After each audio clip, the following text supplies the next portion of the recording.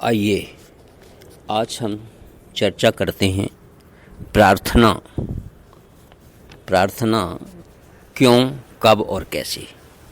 हमें ईश्वर की प्रार्थना कब, क्यों और कैसे करनी चाहिए और इसके क्या लाभ हैं।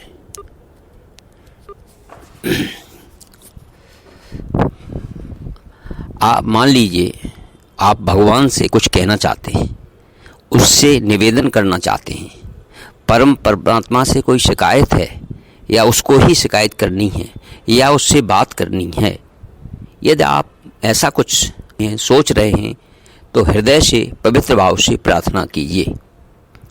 आप पाएंगे कि वे आपके पास खड़े हैं। भगवान आपकी सहायता के लिए हर समय तैयार हैं। वे आपके मार्गदर्शन के लिए आपके पास ही उपस्थित हैं। जब आदमी कोई गलती करता है या रास्ते से भटक जाता है या कठिनाई में फंस जाता है तो उसे प्रेरणा चाहिए, उसे शक्ति चाहिए, मार्गदर्शन चाहिए, सहारा चाहिए, संरक्षण चाहिए। यह संरक्षण, सहारा या मार्गदर्शन या सहायता किसी अलौकिक शक्ति से, परमात्मा से, ईश्वर से ही प्राप्त हो सकती है, मिल सकती है। हम पहले चर्चा कर लेते हैं कि इससे लाभ क्या है। प्रार्थना से व्यक्ति में से क्या लाभ है। तो प्रार्थना से व्यक्ति में आशा का संचार होता है। प्रार्थना से व्यक्ति में आशा का संचार होता है, साहस का स्फुरण होता है। दूसरा, तीसरा, प्रार्थना से तनाव से मुक्ति मिलती है एवं आत्मविश्वास बढ़ता है। चौथा, जब आदमी काम करने का साहस खोने लगता है, किसी कार्य को निपटाने में उसका मन नहीं लगता है, तो प्रार्थना करने से उसे साहस प्राप्त होता है। काम निपटाने में मन नहीं लगता है, मन बनता है। इस प्रकार मनुष्य जब जीवन में भूल भुलैया में फंस जाता है तो प्रार्थना एकमात्र उसका संबल है, आधार है। प्रार्थना से उसमें नवीन शक्ति का संचार होता है। नेक्स्ट, प्रार्थना से भगवान आश्रय पाकर वह अपने में नवीन शक्ति का संचार पाता है। नेक्स्ट, किसी आपत्ति के समय या दुविधापूर्व स्थिति में यदि आप एकांत में बैठकर प्रभु से प्रार्थना करें, मार्गदर्शन के लिए निवेदन करें, तो अलौकिक शब्दों से परे आनंद मिलता है, मार्गदर्शन मिलता है। आप नवीन शक्ति के साथ तरोताजा अनुभव करते हैं। ऐसे क्षणों में आप अनुभव करेंगे कि एकमात्र परम पिता परमेश्वर ही आपका सच्चा मार्गदर्शक है, हितैषी है और आपको साहस बनाने वाला है और आपका सच्चा सखा है, मित्र है। इस प्रकार के लाभ प्रार्थना से प्राप्त होते हैं। इसी प्रकार की प्रार्थना में यदि कमी है, तो कोई रिक्तता है, कोई शून्यता है, तो प्रयत्न कर उसे पूरा कीजिए। विक्टर ह्यूगो एक दर्शन शास्त्री हुए हैं। उनका कहना है, शरीर जब भी कुछ करना चाहे तो आत्मा परमेश्वर सदैव ही उसे करवाने को तत्पर मिलेंगे, उद्यत रहेंगे। ऐसी कोई भी प्रार्थना जो मनुष्य सांसारिक लाभ के लिए करता है वो निम्न स्तर की कही गई है। मतलब प्रार्थना 3 स्तर की हो सकती है, निम्न स्तर, मध्यम स्तर और उच्च स्तर। प्रार्थना जब किसी उच्च उद्देश्य के लिए यानी समग्र मानव जाति के कल्याण के लिए, प्राणी मात्र के हितार्थ के लिए की जाती है तो वह हृदय के गहन स्थल से की जाती है। वह शक्तिशाली होती है, प्रभावी होती है। ऐसी प्रार्थना सर्वशक्तिमान प्रभु के हृदय के अधिक निकट होती है। निश्चय ही प्रभु का हृदय भी छूती है। प्रभु का तथा मनुष्य यह प्रार्थना के माध्यम से बना संबंध सात्विक होता है। परमात्मा के साथ श्रेणी का संबंध तामसिक संबंध होता है। इससे सबसे घटिया संबंध कहा जा सकता है। ऐसे संबंध में प्रार्थना करने वाला भगवान से व्यापारी सरीखे संबंध जोड़ता है। ऐसे संबंध क्रोध, गुस्सा, ईर्ष्या, घृणा आदि अमानवीय गुणों पर जो मानव को हानि पहुंचाने वाले हों आधारित होते हैं। ऐसी प्रार्थना मनुष्य की सद्बुद्धि पर अंकुश लगाती है, विपरीत प्रभाव डालती है।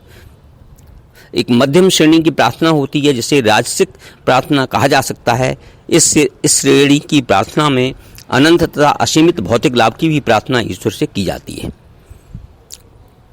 कि हमें भौतिक लाभ प्राप्त हो, इसलिए ये मध्यम श्रेणी की हो गई। और सात्विक प्रार्थना में बृहद रूप से मानवीय समग्र कल्याण की प्रार्थना की जाती है, जैसे सर्वे भवन्तु सुखिनः, सर्वे सन्तु निरामयाः, सर्वे भद्राणि पश्यन्तु, माँ कश्चित् दुख भाग भवेत्।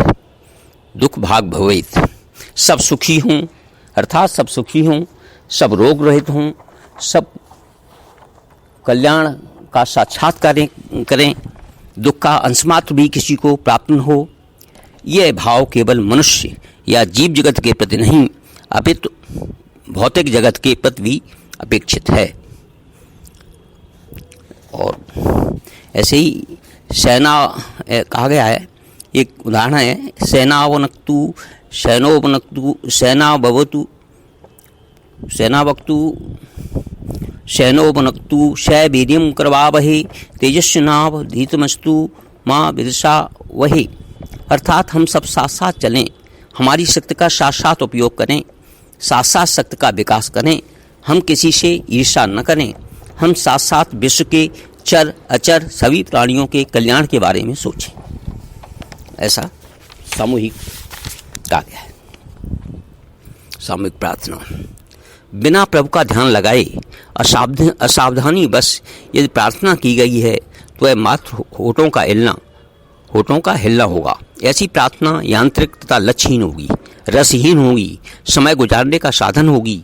ऐसी प्रार्थना का कोई विशेष लाभ नहीं प्राप्त होता है, वह प्रभावहीन होगी। तो प्रार्थना जो है सजगतापूर्वक जान बूझ कर की गई हो तो भगवान के प्रति धूर्तापूर्ण व्यवहार की श्रेणी में आएगी।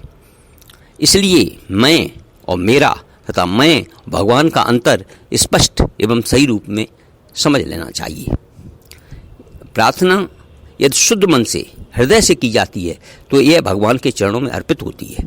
ज्यों कोई भी आध्यात्मिकता के मार्ग पर आगे बढ़ता है, क्रमशः वह प्रार्थना परमेश्वर के प्रति भक्त की अमूल्य निधि बन जाती है, प्रसाद बन जाती है। मोटे रूप से सभी ईश्वर के प्रसाद से कृपा के पात्र बन जाते हैं, उसकी दया के क्षेत्र में आ जाते हैं। सच्ची प्रार्थना तो गुरुत्वाकर्षण नियम के समान हर स्रोत के साथ निकलती है, गहरा प्रभाव छोड़ती है और यह निर्विवाद सत्य है। प्रार्थना का प्रोसेस क्या है, मेथड क्या है? प्रार्थना से शुद्धिकरण होता है। यह क्रिया प्रभु के आदान प्रदान की कही जा सकती है।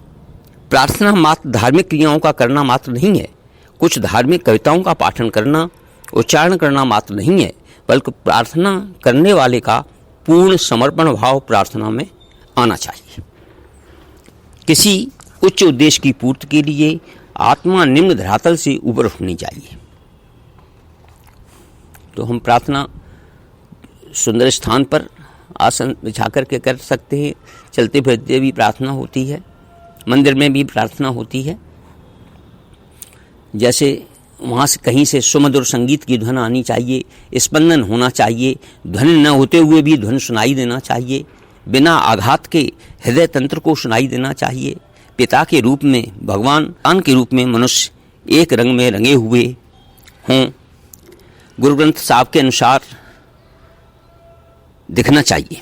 सूफी मत के अनुसार प्रार्थना का उद्देश्य परमात्मा के अंतर्दर्शन ही एकमात्र उद्देश्य होना चाहिए। जैसे सूफी साहित्य में अन अल हक कहा गया है, इसका अर्थ होता है मैं ही ईश्वर हूँ। इसे संस्कृत में कहा गया है अहम ब्रह्मास्मि, मैं ही ब्रह्म हूँ। ईसाइयों के पवित्र ग्रंथ बाइबल में भी आया है कि मैं महात्मा ईसा की कृपा से जीवित हूँ, तो ईसा मुझ में विराजमान है। प्रार्थना के माध्यम से अमृत पान करने वाला एक आदमी अपने प्रतिदिन के व्यवहार में यह सब दिखाता रहता है कि उसका व्यवहार अलग ही छाप छोड़ता है। प्रार्थना करने वाला ऐसा आदमी सकारात्मक विचारों, भावों तथा शक्ति से भरा रहता है। वह सोचता है कि मात्र वही परमेश्वर है। सब जानता है मनुष्य तो मात्र प्रभु का सौंपा हुआ कार्य ही संपादित कर रहा है। प्रभु मनुष्य की स्थिति जानता है, उसकी सभी आवश्यकताओं की प्रभु को जानकारी है, ज्ञान है। तथा प्रभु से कोई याचना या मांग नहीं करता है। ऐसा ही संदेश गुरु ग्रंथ साहब में लिखा है। जीव कोई भी हो, हंस या कौआ या सारस, हर प्राणी उस परमेश्वर की कृपा का पात्र है। वह जैसा चाहता है वैसा ही होता है। वह एक कौवे को हंस भी बना सकता है। प्रार्थना का जो पूर्व से समय तथा स्थान निश्चित होना चाहिए। प्रार्थना में अबोध शिशु के समान सादगी एवं संसार से निर्लिप्तता रहनी चाहिए। प्रार्थना में निरर्थक क्रियाओं का कोई स्थान नहीं मिलना चाहिए।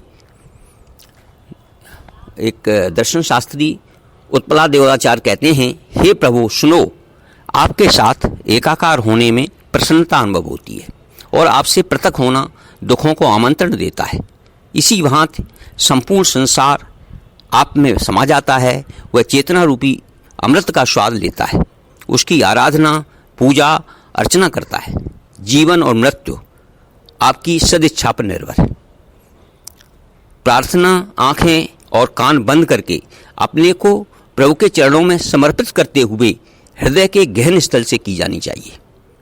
और कान बंद करके अपने को प्रभु के चरणों में समर्पित करते हुए हृदय के गहन स्थल से की जानी चाहिए। ऐसी प्रार्थना तत्काल प्रभु के पास पहुंचती है। जो खुले मन से इस प्रार्थना करते हैं, श्री कृष्ण के समान प्रभु उनकी तत्काल सुनवाई करते हैं। उनकी प्रार्थना पर प्रभु तत्काल ध्यान देते हैं। उच्च श्रेणी के भक्त तत्काल ही भगवान को अपने सामने पाते हैं। वे देखते हैं कि जादू सा असर हो रहा है। ऐसे ही एक संत हुए हैं रामकृष्ण परमहंस, जो दक्षिणेश्वर में काली की तपस्या करते थे। जब घोर संकट में माँ काली को दर्द भरे स्वर में उन्होंने पुकारा तो देवी काली माँ उनके सामने प्रकट हुई। वह समय चाहे प्रार्थना का न भी रहा हो, देवी काली माँ हर समय फिर चाहे दक्षिणेश्वर का कष्ट में हो या प्रसन्न हो, काली माँ उनके सामने उपस्थित रहती थी, ऐसा कहा गया। और काली माँ और वो रामकृष्ण परमहंस एकाकार हो जाते थे। एक और अन्य संत का कहना है, ओ माँ, चाहे मुझे नरक में भेज दो या पूरे विश्व का शहंशाह बना दो, मैं आपके चरण कभी नहीं छोड़ूंगा, कभी नहीं, किसी भी स्थिति में नहीं छोड़ूंगा। यह संत की इच्छा है। मुझे कोई राज्य नहीं चाहिए, मुझे स्वर्ग की इच्छा नहीं है, जन्म मरण के चक्र से छुटकारा भी नहीं चाहता हूँ। मैं प्राणी को दुखों से छुटकारा दिलाना चाहता हूँ। घोर यातनाओं से छटपटाते लोगों के कष्ट दूर हों, यही प्रभु से मेरी विनम्र प्रार्थना है। ऐसे कई उदाहरण आए। संत नामदेव हुए हैं, उनका और मीराबाई का, जो कृष्ण के प्रेम में शुद्ध होकर प्रार्थना करती हैं तो उसे सांसारिक बंधनों का ध्यान ही नहीं रहता। इसी तरह से तानसेन के गुरु हरिदास उच्च श्रेणी के संगीतज्ञ होने के साथ ही अंतर मन से प्रभु के आराधक रहे हैं। भक्तों ने देखा है, जब हर गाते हैं तो भगवान कृष्ण बांसुरी बजाते हुए प्रकट होते हैं। हृदय के गहन स्थल से प्रार्थना करने वाले भक्तों के ये थोड़े से उदाहरण हैं। ऐसा भक्त और भी हो सकते हैं। प्रार्थना का प्रयोजन क्या है? प्रार्थना से हमारे मन में गहराई से अंतर चेतना का जागृत होती है।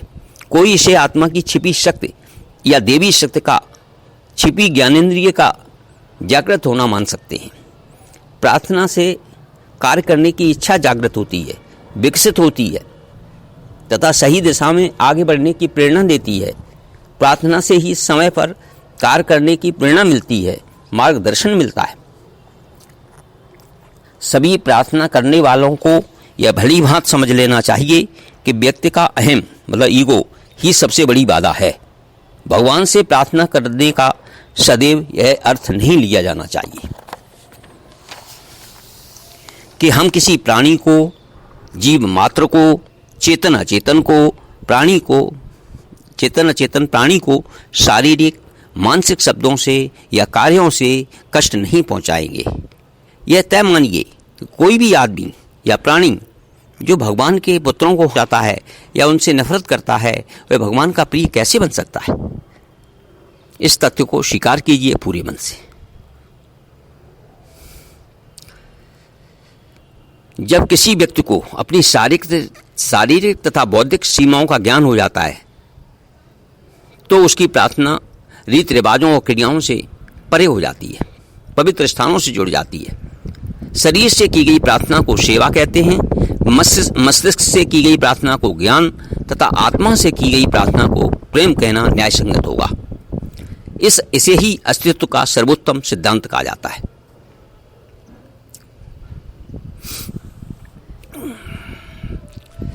सिख समाज के बंधु गुरुद्वारे में प्रतिदिन 2 बार प्रार्थना करते हैं।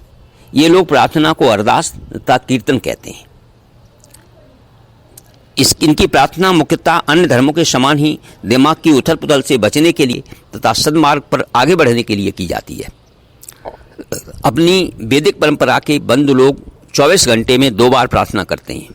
पहला सुबह सूर्योदय तक तथा द्वितीय सूर्यास्त के बाद तथा रात आरंभ होने के पूर्व, मतलब समय सूर्योदय का समय और